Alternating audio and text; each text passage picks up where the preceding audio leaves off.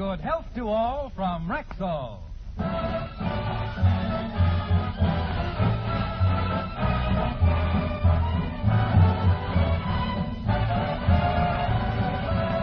Yes, it's Sunday, time for the Phil Harris Alice Faye Show, presented by the makers of Rexall Drug Products and your Rexall family druggist.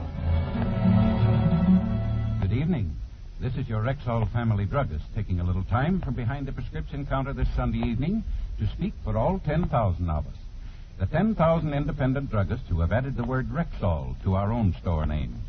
You can always tell us by the orange and blue Rexall sign in our windows. The sign means that we carry the 2,000 or more drug products made by the Rexall Drug Company.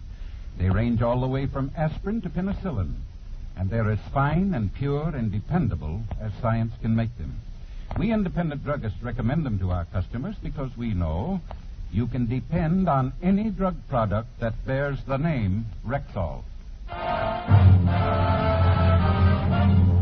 Good health to all from Rexall.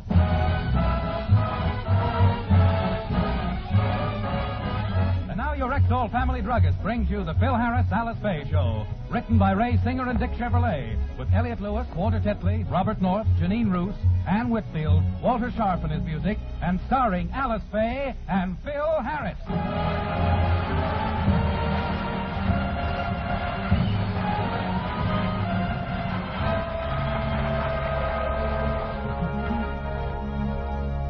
The morning papers have arrived at the Harris home. Phil and Alice are reading them, and the children are looking over Phil's shoulder. This is very interesting. All the serious problems of the world, and this is the first person who's come up with a sensible solution. Listen to this. She claims that if we all... Daddy, will you read us Dick Tracy? Phyllis, please. Let's have it quiet. Docile. Here's a girl with a message to the world, and you want me to waste my time on Dick Tracy. Well, I'm glad to see you're reading something worthwhile for a change, Phil. What does this girl say? Thank you, Mother. She says, no matter how black things may look, the inherent goodness of people will overcome the evils of the universe. Whereupon Sandy looks up at her and says, Arf! Arf!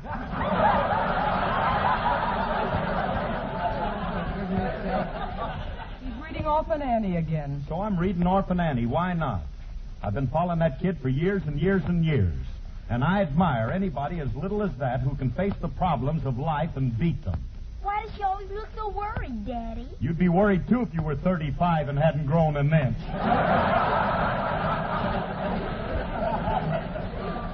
Phil, will you please put down the funnies and read something educational to the children? All right. Turn to the front page. Go on. All right. Go on.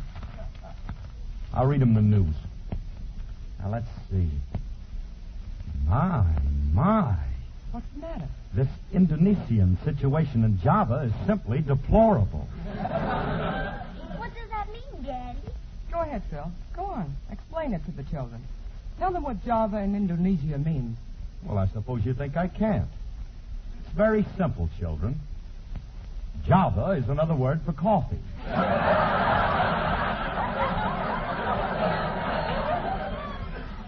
Indonesia is a medical term meaning indo, meaning indigestion, and nesia, meaning a condition. In short, if you drink too much Java, you'll wind up with a stomach condition known as Indonesia.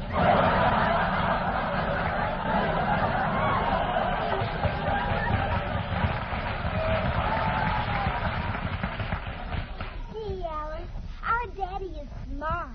He knows everything. Yeah, and what he doesn't know, he ad-libs. Phil, look. Java is a country. It's one of those Indonesian republics. Like... Indonesia? Here, you do my part, and I'll do yours. We'll switch for one day. We might have something. You mean it's one of those Indonesian republics, like what? Like Sumatra. Oh, what's Sumatra? Oh, Sumatra. That I know. Sumatra is... Hold it, Herman. If you tell them Sumatra's a skinny singer, I'll scream. Oh, honey, why didn't you let me tell you? Look, Phil, you'd better get back.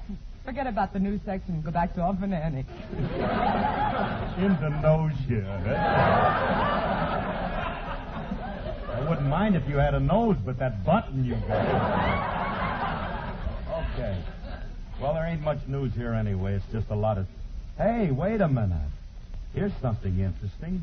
Benny Goodman and Guy Lombardo have been invited to play at President Truman's Inaugural Ball next Thursday. Hey, that's a good break for them guys. They got a couple of good bands there. Daddy, you got a good band, too. Why aren't you invited? Well, they invited Lombardo and Goodman because they... Well, they got... Well, they're... Yeah, why didn't they invite them? Phil, maybe the president doesn't like the way your musicians play. And what's wrong with the way my musicians play? Well, first of all, Sit down, Father. This is going to take a little time. You see, in the first place... Never mind. There ain't nothing wrong with my band. My boys are good musicians, and they're a fine representative group. Yes, but what do they represent? I don't think they'd fit in with the surroundings of the president's ball. They're the strangest-looking group I've ever seen. What are you talking about? They're a fine-looking bunch of men and terrific musicians. When I formed my band, I imported my boys from all over the world. I know. Frank Buck brought back 4 of them.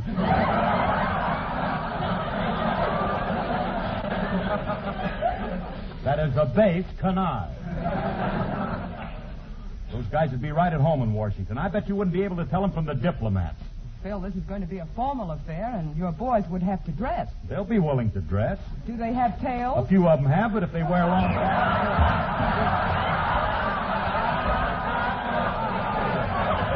I wanted to stop there.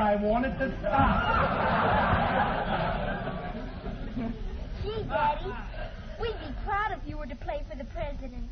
Daddy, why don't you go to Washington anyway? Look, kids, Philly, Alice, they don't want me there. I'm trying to tell you they picked somebody else, and I haven't got a chance. That's what they said about Mr.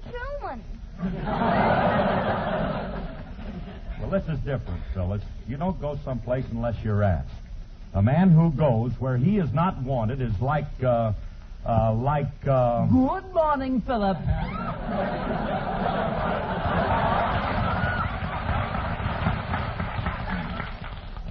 See what I mean?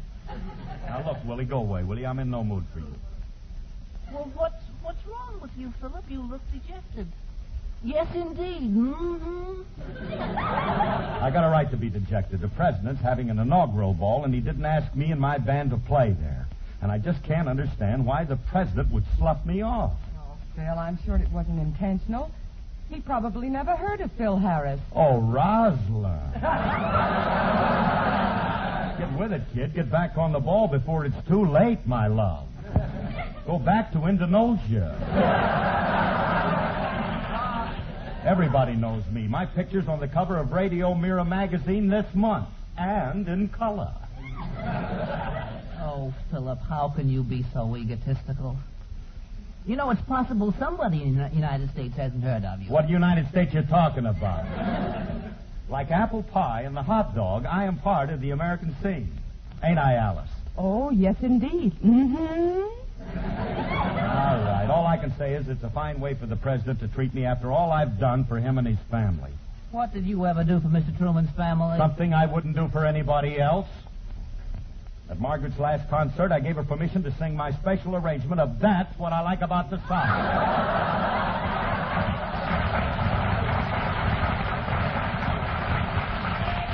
With my inflection. Gee, that was generous of you, Phil. Well, I think it was, too. I'd like to know the real reason why he didn't invite me. There must be something in back of all of this. There must be some reason... Oh, I'll get it. I know why he didn't invite me, but it ain't fair. It ain't my fault I don't come from Missouri. And I'm hurt by his attitude. Hi, Curly. Oh, hello, Frankie. What's the matter with you? I haven't seen you look so unhappy since the day you had a short in your curling iron.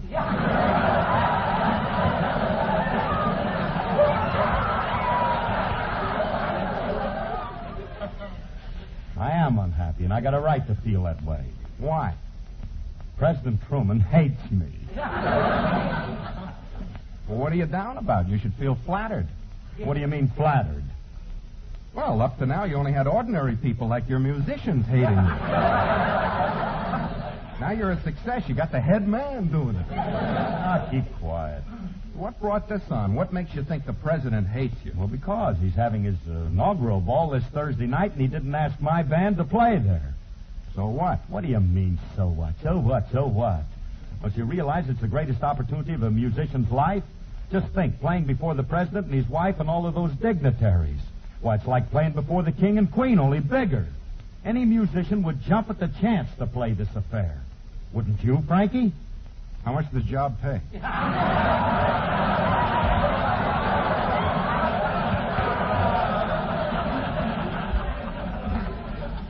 Remley, please, let's don't have a vulgar display of currency. Righto. There's more important things than money. Mm-hmm. This could mean a lot to the band, Remley. It could make us the biggest orchestra in the country. I'd like to play at that president's ball more than anything else in the world. Gee, Curly, I didn't know you felt this strong about it. If it means that much to you, why don't you just go to Washington and play Now, it? wait a minute. You just don't go to Washington and play it. I can't do that. I wasn't even asked. They don't want me to play there.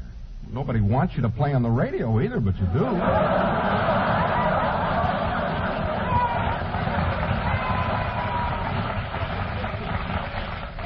Curly, if you want something bad enough, you got to take the bull by the horns and go after it. What do you mean? Call the president in Washington.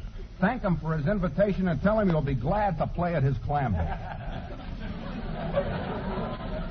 What invitation? The one you're going to ask him to give you. You mean you want me to ask him for an invitation? You expect me to be that forward and brazen? Remley, you know very well those aspects are at a complete divergence to my character. What does that mean? I don't know, but you call the president and I'll look it up. Now you're talking. I'll get long distance and put the calls through. Got to be aggressive if you want to. Hello, long distance? Get me President Truman in Washington. Reverse the charges. Frank, you can't do that. You can't expect the president to pay for this call. Why not? He just asked Congress for $4 billion. He can afford it. Huh? Oh, all right, operator. Call me back as soon as you get the White House. Just tell the press that Frank Remley wants to talk to him. He'll know. Hey, Frankie. You know something I was just thinking? If this thing should happen to work, it's going to be wonderful. The band will be a smash at that ball. The president will love my music. Of course, it's possible that he might not like the type of music that I... Why, he'll love it. Harry's a musician himself. Hey, Curly, are you planning on singing at the inaugural ball, too? Well, of course I am. Why hold back? They're entitled to all of me. Well, when you get the president on the phone, if I were you, I wouldn't mention that you expect to sing, too. Why not? Why antagonize the man? Wonder what's taking so long to put that call through to Washington. Probably the red tape. Yeah. Look, Remley, I'm afraid I won't get to talk to that president personally. Mm-hmm. You know, he's a busy man. Mm-hmm. I know. His secretary won't let anybody talk to him unless it's about something very important. Then make it about something very important. Don't tell the secretary you're calling about an invitation. Let's see, what's important enough to get to the president? I got it. The atom bomb. Say you're a physicist and you're working with nuclear fission. Yeah, that ought to do it. I'll tell him that I'm a... You said something, Seymour?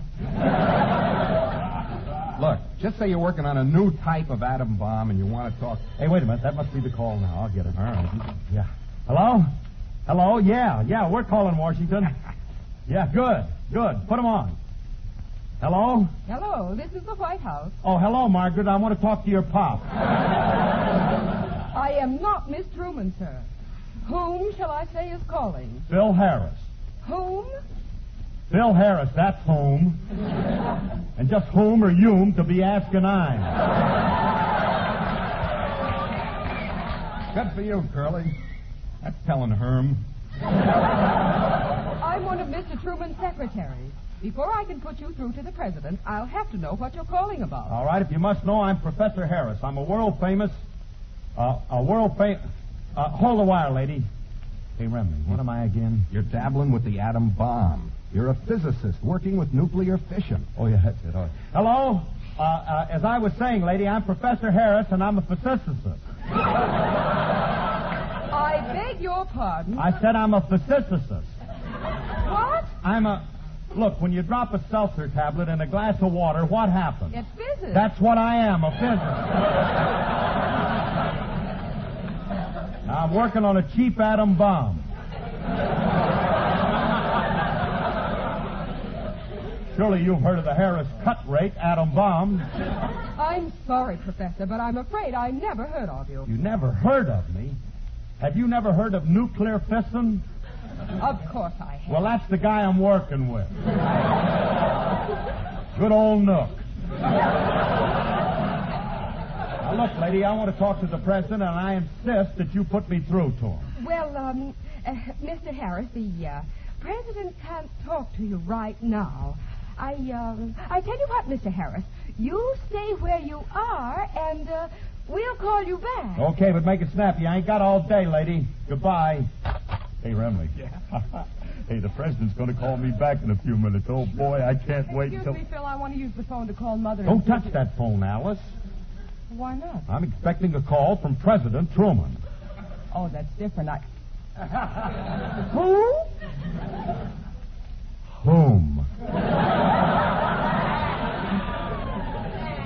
The predicate always comes after the subjunctive. All right, whom are you expecting a call from? President Truman. I called him to find out why the flower of the South hasn't been invited to play at his ball.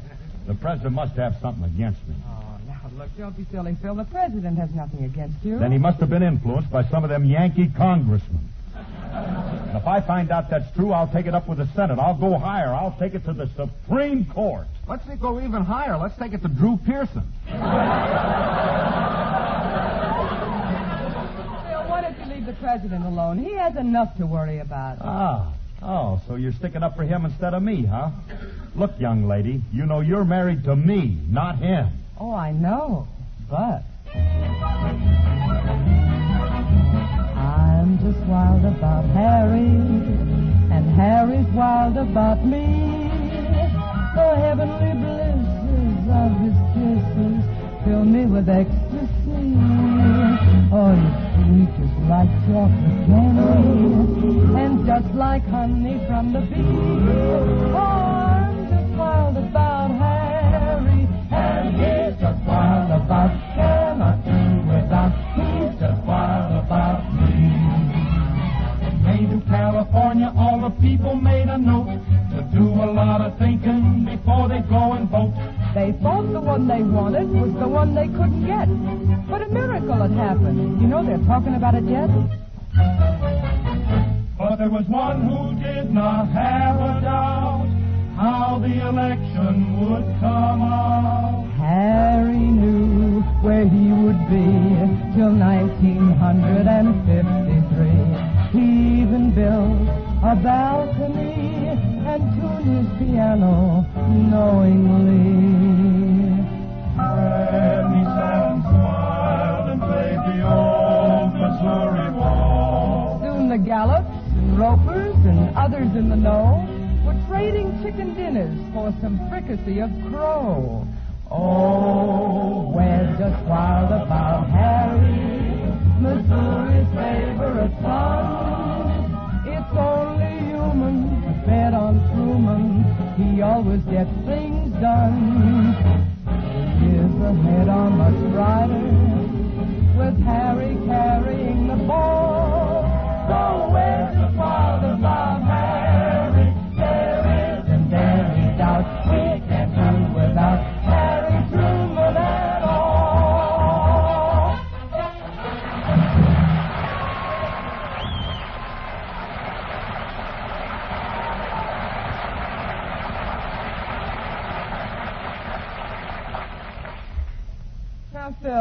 do me a favor and forget about going to Washington.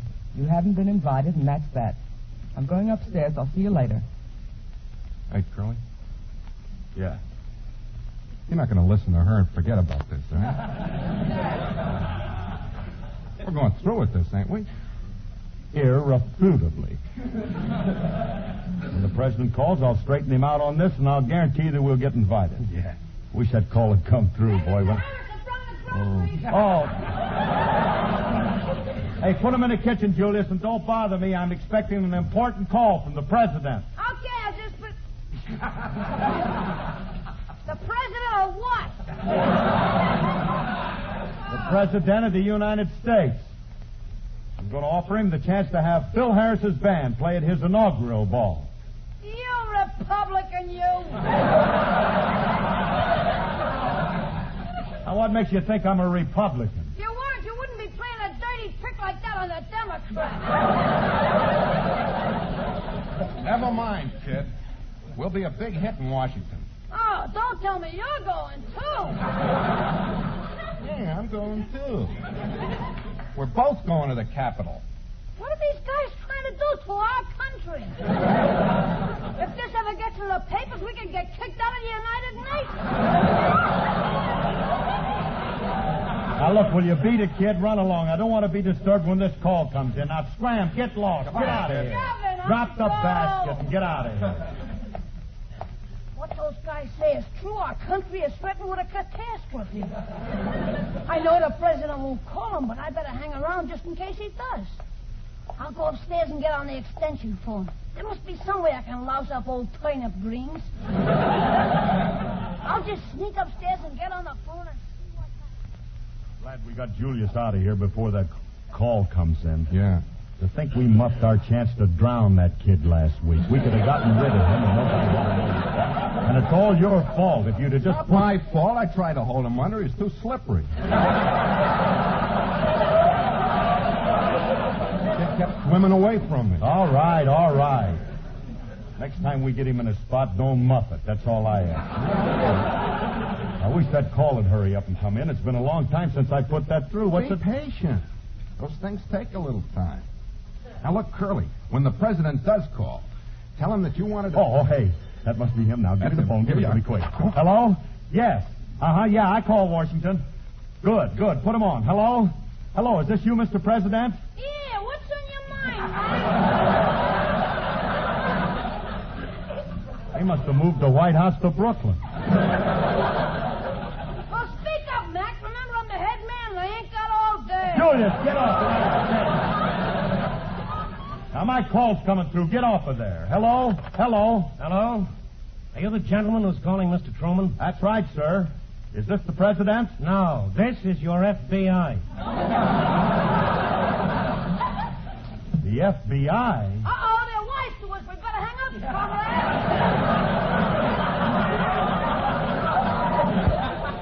Comrade? Now, wait a minute, mister. I'm not a comrade. I just called the president. All I want to do is talk to him about something personal. Now we know. What was that you told Mr. Truman's secretary about an atom bomb? Now, all I said Don't was... talk, Ivan, the capital Basinski.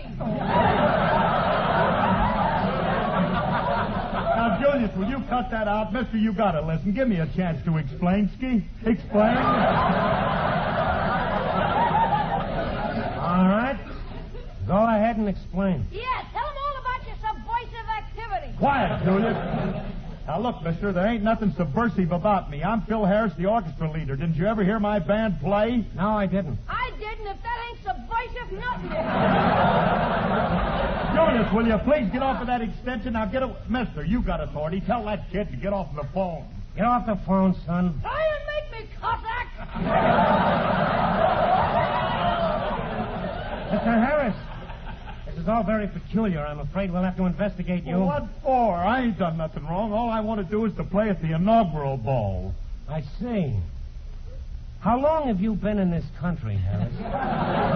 All my life. I was born here. Then how can you turn against it? Oh. I'm not turning against it. Can't you see I love my country? It's the greatest country in the world. I pledge allegiance to my flag and to the republic for which it stands, Look at you. Cut that out. That's not the right song. Mr. Harris, don't leave your house until our local men get there. Goodbye. Wait a minute, mister. I'm innocent. I just want to play the inaugural ball. I'm not a young... Oh, now he's hung up, Frankie. I'm in trouble. They're going to investigate me. They'll arrest me. They'll... Well, don't just stand there looking at me, Remley. Say something. Don't talk to me, you communist. I'm not. You know I'm not. I'm loyal. I got an American flag tattooed on my chest. Come back here.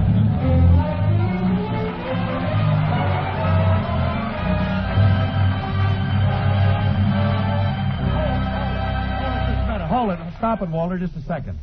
Hey, folks, you got to hear this. My producer just handed me this message, just phoned in by Western Union.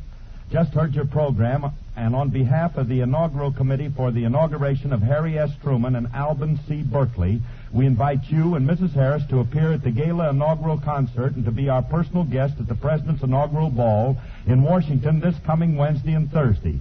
Please confirm acceptance. Signed, Carter Barron, Chairman of Parade and Special Events Committee, and James Sauter, Chairman of Talent and Productions Committee. Hey, ain't that wonderful? Hey, Mr. President, isn't that wonderful? We'll leave as soon as we can. We'll take that Super Chief tonight, and thanks. Go ahead, Phil. Thanks a lot, Phil. Alice and Phil will be back in just a moment. Meanwhile, let's do a little eavesdropping on a certain street corner. Mary, let's step into this drugstore and get out of the cold until the bus comes. Okay.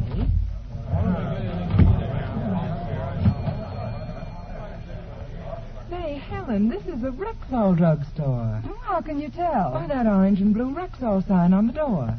These are the only stores where you can buy Rexall drug products. So what? What's so wonderful about them? Pardon me, lady. Perhaps I can answer that question. Well, look, I didn't mean Now, to... please don't be embarrassed. We Rexall druggists like to explain why we recommend Rexall drug products. And this cold spell we're having reminds me of a good example. Do you know that Rexall drug products are tested to fit various climates? What do you mean? Rexall scientists create artificial weather that matches the various climates where Rexall drug products are sold.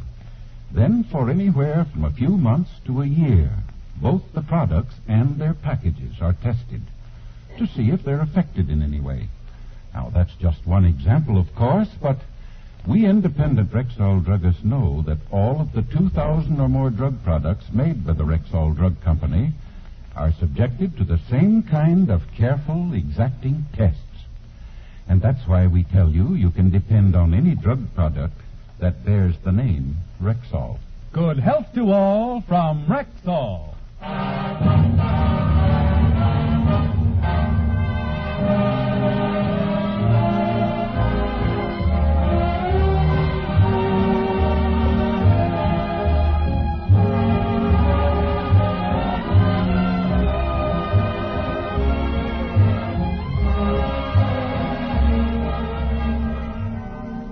Folks, this is Phil Harris again, and I want you to know that we're really excited about that wonderful invitation to the President's Inaugural Ball.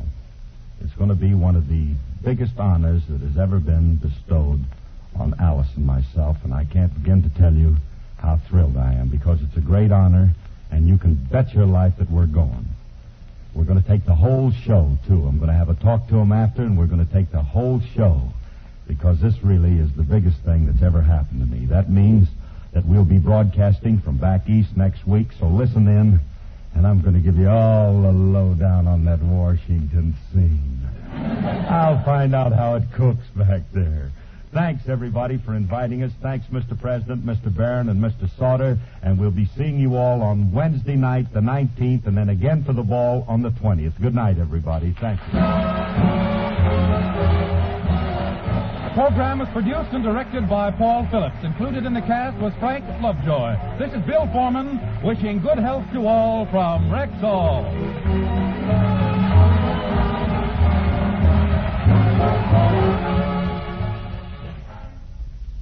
This is M. Just a minute, young man. A couple of years ago, someone purloined a few seconds of my time. That time has just been returned to me in a plain envelope, so I'll use it to say that the Fred Allen Show will be on in less than a minute over NBC, the National Broadcasting Company.